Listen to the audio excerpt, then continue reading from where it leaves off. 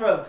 In the last lecture, we have completed our chapter 19, Huygens principle, or means you can say wave nature of light. Today, I am going to the next chapter, the interference of light. What? The interference of light. You are listening the two sound. If you are able to listen the two sound, this is actually the interference of sound. When the two sound superimposed to each other. So the resultant amplitude is little bit different. I am not going to that because you have learned about this in class 11th. Today we will discuss about the interference of light. What is interference? For that you must see here. See, wave 1, suppose this is the light wave, and wave 2. Both are traveling in the same medium, but at some point they will intersect each other. At the point where they are intersecting, at that point you can say that that position is the point where interference phenomena is going on. So when they will meet in the same phase means the wave 1 and wave 2, like this. You can say, see, when they meet in the same phase, so the amplitude will increase. And suppose if they are meeting in the out of phase, means this wave and this wave, both of them are out of phase. If they will meet, then what will happen? At this time there will be no light. That is called the dark, or you can say the zero intensity of light. But I'm not going to ahead. We have to start from the basic. So when two waves are traveling in a medium, intersect at any point, so there resultant amplitude will be formed. So by which principle? That is called principle of superposition. What is that? Principle of superposition says that when the two waves simultaneously, means when the two waves traveling in a medium meets at any point, so their resultant amplitude will be the vector sum of the individual waves. More precisely, again I want to say, when the two waves travels in a medium, simultaneously, so at any point their resultant of their displacement will be the vector sum of the displacement individually. So based on this topic, there is interference phenomena we can measure. But by which instrument it is being measured? That instrument is called spectrometer. How does it look like? See this. This is the spectrometer. This side, from this side, suppose I am viewing, means I am using this, I'm saying objects, seeing the intensity of light from this side, then you will say this is eyepiece. And the other tube, from there the object or the light intensity will be placed. That is called collimator. And this is the table, the circular table on which we can put slit, prism or anything whose spectrum we are going to observe. This is the beyond your class 12, and that is the instrument to measure. But suppose if you will observe the interference phenomena, you will receive the bright and dark fringes like that. Again I am starting with the basic, again back to the principle of superposition. What is that? It is saying that the point where the waves are meeting, where the light waves are meeting, the resultant amplitude will be the vector sum of the separate amplitude or separate displacement of the light wave. But this is invalid for the wave of large amplitude and the laser light. Rest of the light we can use as to perform the interference phenomena. Now, one more and the most important condition to perform this phenomena means interference. Both the light waves, means you have seen that two waves were traveling in a medium. As you can see here, the two waves are traveling in a medium. Both the waves must possess some conditions. They must follow the condition. One, that both the ray must be coherent. What is coherent? Source must be coherent means first thing, either both the waves should be in same phase, means their phase difference should be constant. Constant means, see here, both the waves are traveling, but there is some phase difference. Suppose the difference of two waves. So throughout the motion, the difference remains of difference two waves. So this is called phase difference. What is that? That is constant. Second, or the phase difference should be zero if they are starting together in the same phase. See, at this time their phase difference 0, and the earlier time the phase difference was whatever, that was constant. So to perform the phenomena of interference, the light must follow this condition, that is, the light must be coherent. As a two light source, suppose I am having the two bulb in my hand, the two light source, they are giving the same intensity of light, but they cannot be 100% in the same phase. So how to obtain the light, two light source of either zero phase difference or constant phase difference? How? By using a slit. For that, see again, this is spectrometer. In this spectrometer, we are going to put a light source there. That light source will emit its light toward the collimator. From the collimator, at the base, at the circular table, we will place a slit. What is a slit? A slit is a narrow hole. So in the collimator, at the mouth of the collimator of that side, there is also a slit. There is also a slit at the starting of the mouth of the collimator. So that receives the light, but with a narrow slit, a fine slit. That slit gives the light through the collimator and then comes toward the base, or you can say the circular table. At that place we will place one more slit, but that slit will have two holes. That is called double slit, means two holes. From there, the light will split into two waves. The light will separate into two waves. So what will happen? If there are two waves are traveling, two light waves are traveling, so the source is single, they are just separated, so both the rays will be what? Coherent. So when you will receive these rays in the collimator, means the spectrometer, see again the spectrometer, the whatever phenomena you have just seen in the animation form. So when you will see that the interference pattern through this eyepiece with the help of collimator and the double slit. So what you will see on the screen, you will see this bright and dark fringe, that is called bright and dark fringes. As you have seen, when, see here again, when the waves are meeting, when the interference is happening by the waves in the same phase, this is same phase. So here it is called constructive interference. Constructive means they are meeting and the amplitude is increased, they are meeting in the same phase.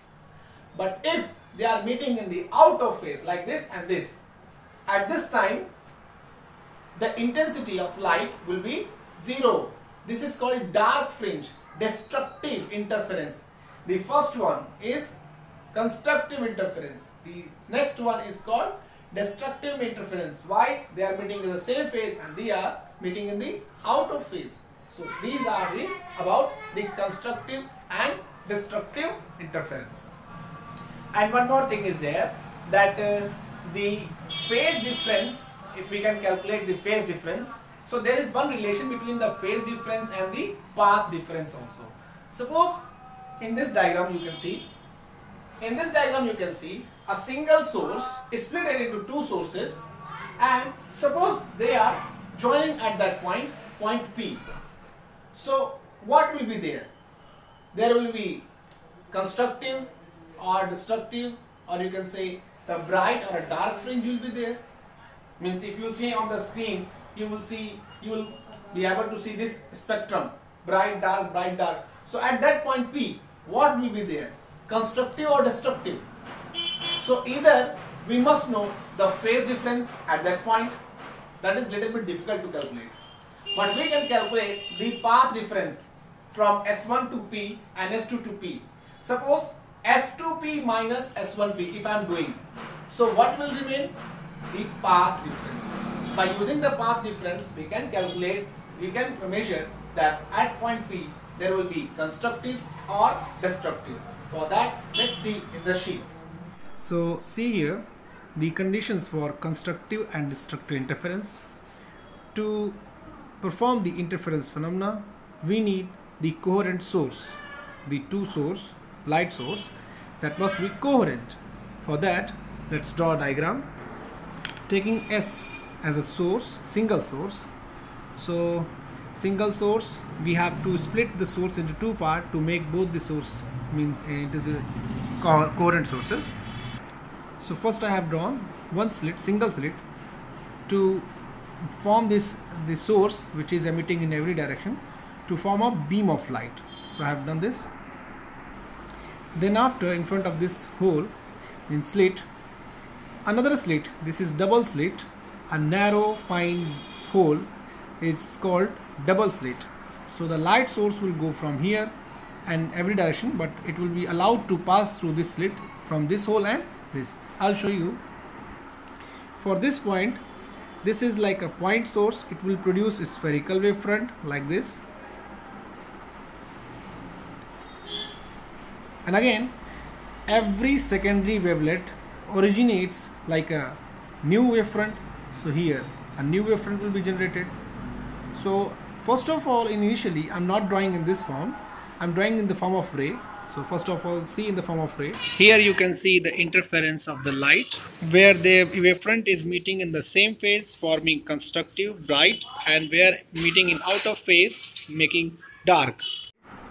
So now you can see source is emitting its light in every direction, and now the source is going to pass through the slit S1 and slit S2. So it will form the fringes at a screen. So let's draw the screen first. So I have drawn the screen. When these wavefronts, means the interference light, as you can see on the screen, in this form it will be found. When these rays will go up to this screen, so they will form bright dark fringes. But suppose I want to calculate the at this point what will be here, means either the maxima or minima, or you can say bright fringe or dark fringe, or you can say the constructive or destructive fringe, whatever will be formed here. So first of all, we need the phase difference or path difference, because both of them are having one relation to calculate. So let's calculate first the path difference. For path difference, let's draw the path of ray. So this will be the interference will be happening here. Remember that the light is emitting in every direction, it's traveling in every direction, but I just want to know here what will be forming, constructive or destructive. That's why I'm doing this much. So this is the point P. So now you have the two sources from one source, means these two sources are generated from the single source, means these two sources are now coherent. So if they are coherent, let's write the equation of the light wave for displacement, equation of displacement for the source, this S1 and the S22. So this is the equation for the displacement Y1 for this source S1, A1 sine omega t minus kx, where A1 is the amplitude of the light wave, and source S2, the source S2 Y2 is equal to A2 sine omega t minus kx plus 5. We are considering that the phase difference between the sources is phi. We have to calculate this only by using the calculation of path difference. So we will see soon. So these are the two equations according to the principle of superposition, that was saying that the resultant will be the vector sum of these. So let's do that. considering the y is the resultant displacement, so y1 plus y2, let's fill the value. On filling the values, y1 is sin omega t minus kx and y2 a2 sin omega t minus kx plus phi. This sin omega t minus kx plus phi, in this take this omega t minus kx as a and phi as b, so it is looking like sin a plus b. Splitting the sin a plus b, what is that? Sin a cos b plus cos a sin b. Filling that, see the first part is as it is, plus a2 in the bracket sin a cos b, then cos a into sin b. This is according to the identity sin a plus b. Then on multiplying a2 inside this, now you can see sin omega t minus kx, sin omega t minus kx is common here. Let's do the main common. On doing that, sin omega t is out, so remaining a1 plus a2 cos phi, plus for the rest of the part, cos omega t minus kx into a2 sin phi. I am writing together. So now you can see here a1 plus a2 cos phi. Cos phi is the phase angle and a1 is amplitude, a2 is amplitude, means a2 is depending on the angle phi 2. Same way here a2 sin phi, amplitude here also depending on the sine, means angle phi. So let us make it a common amplitude here. So I have made the sum of the amplitudes a1 plus a2 cos phi into the resultant amplitude, say r, and into cos theta, as depending this one is on phi, this one is depending on theta. R and theta both are new constant. And same way for this part also, a2 sin theta is equal to r sin theta. Now fill in the equation and see. On filling the values in place of this and this, we got r cos theta and r sin theta. Now r is common in all. On taking r common, so sin omega t minus kx into cos theta plus cos omega t minus kx into sin theta. This is looking like sin a cos b cos a sin b, means again sin a plus b. Let's fill that. On doing that, you see y is equal to r sin a plus b.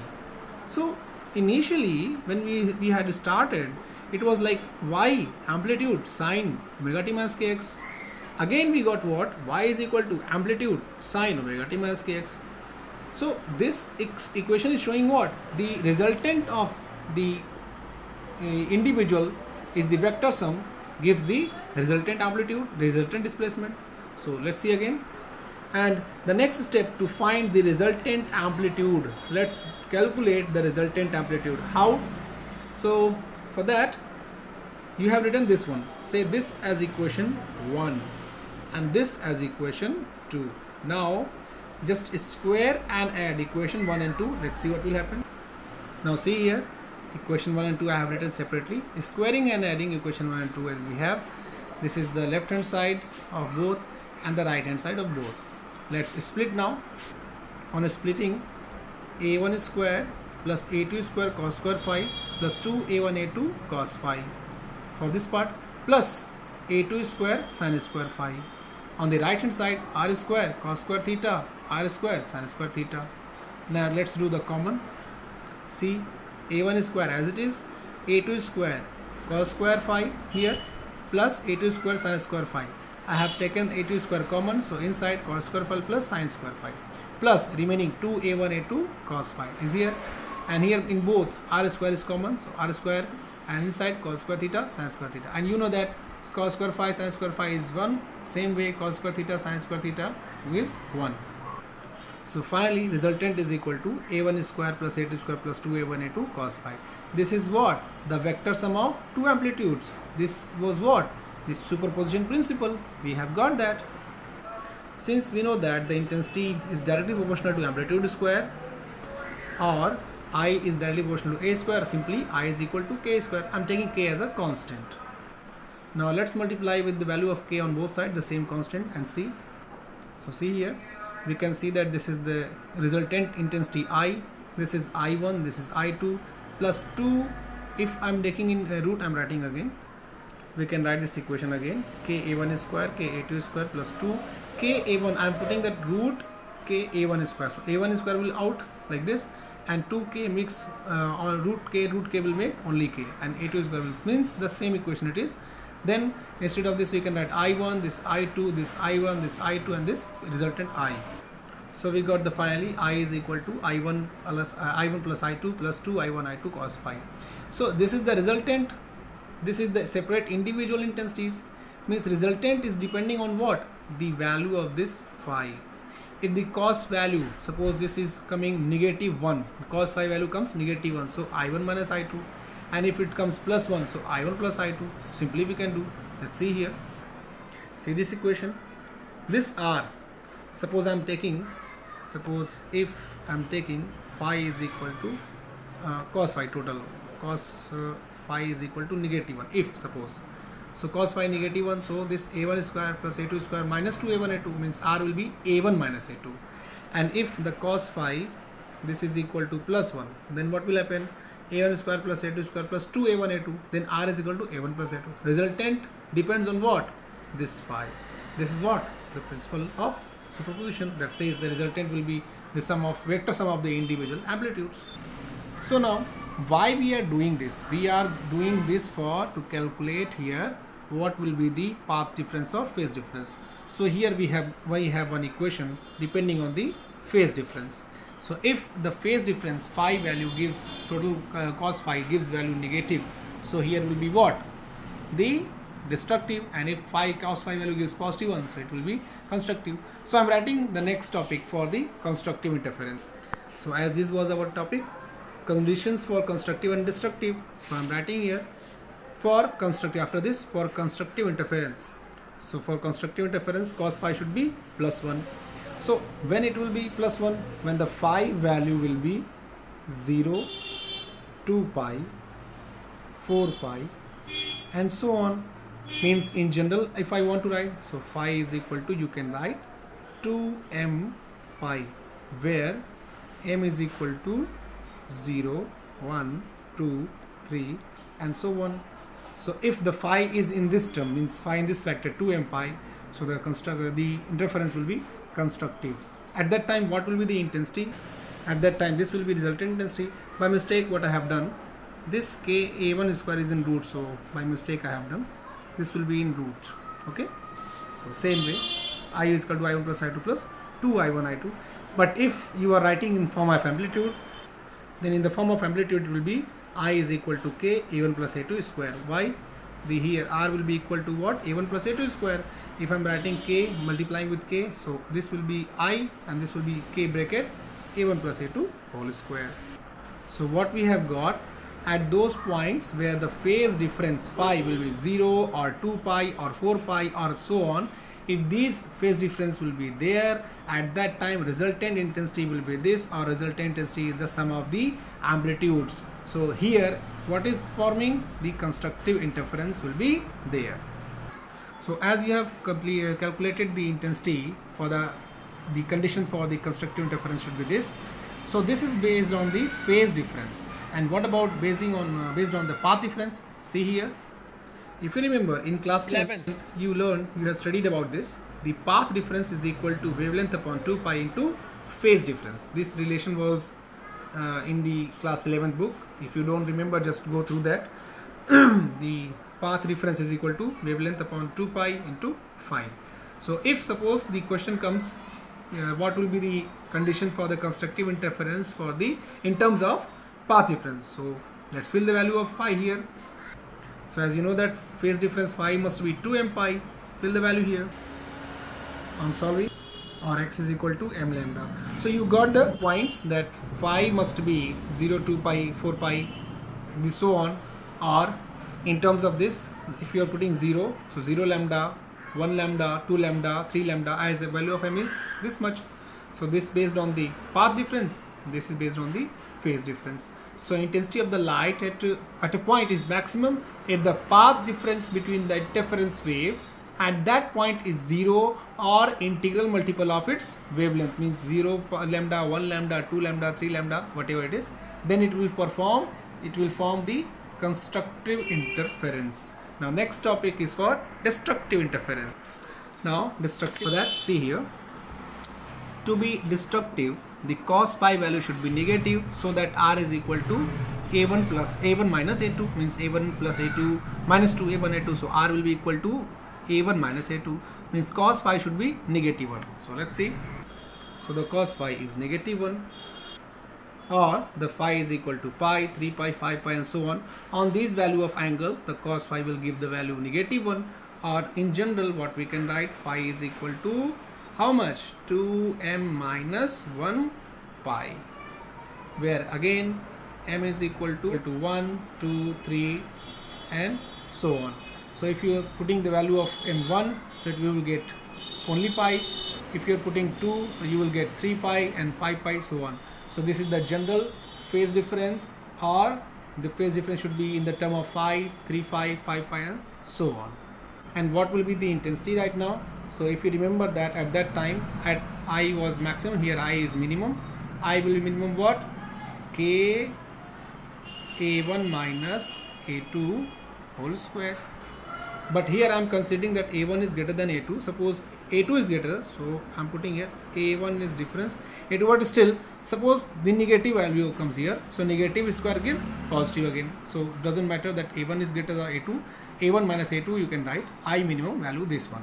So this is the I minimum, means you can also write here like I1 plus I2 minus 2 root I1 I2, as you have written here for the constructive, same way here for the destructive interference.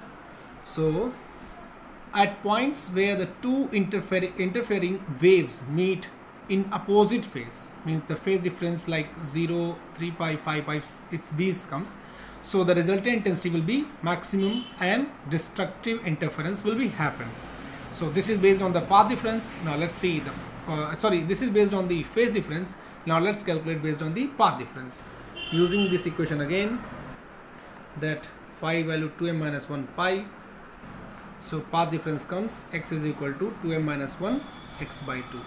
So this is for destructive interference, the path difference or the phase difference. Again understand, the intensity of the light at a point is minimum if the path difference between the interfering wave at that point is an odd integral multiple of half wavelength of integral multiple light. This is odd integral multiple, and this is for the phase difference, this is for the path difference, and divide by 2. So half of the wavelength, odd integral multiple and half of the wavelength. So one more thing to understand the path difference here, path difference will be S2p minus S1p. I missed to inform you in the starting. This is what the path difference. Here I am ending this lecture. In the next lecture we will discuss about the Young's double slit experiment, that is very important this year to calculate the fringe width and other topics. So till then, be safe, take care and thank you.